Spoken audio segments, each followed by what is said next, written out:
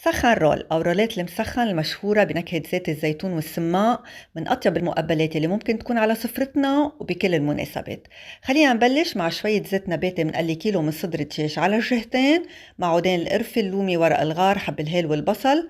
من بعدها بنغمرهم بالمي السخنة، ومن بعد ما نشيل زفرتهم قرفة 7 بهارات ملح بنغطي بنتركهم ل3/4 ساعة ليستووا كتير منيح.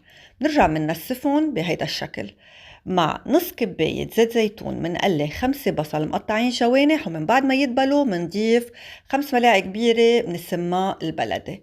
برد عليهم الدجاج اللي سبق وسلقناه فلفل أسود، وهيدي خطوة اختيارية بس أنا كتير بحب إني أضيفها دبس الرمان، شوي من مرق الدجاج، منعدل الملح، وهيك حشوتنا بتكون صار جاهزة عنا. منبلش نحضر الخبز تبعنا. فيكن تستعملوا خبز الساج يلي بلا أطراف أو شراك، أو خبز التورتيلا منقصهم مثلثات بهيدا الشكل. منرجع منحط كمية الحشوة اللي بدنا إياها، منسكر على الأطراف ومنلف. منصفهم بصينية مدهونة مع شوية زيت زيتون، خلوا طرف الخبز يكون من تحت لما يفتحوا معنا. منرجع مندهن الوجه كمان مع شوية زيت زيتون. منرش السماق لزوم الزينة، وعلى الفرن الحامل رف الوسط 180 درجة النار من تحت. من بعد ما يشقروا منولع لهم من فوق لحالهم، أو مع اللبن المكسور مع شوية طحينة وحامض أو الثوم أو الكبيس ودبس الرمان، ولا أطيب من هيك وصحتين.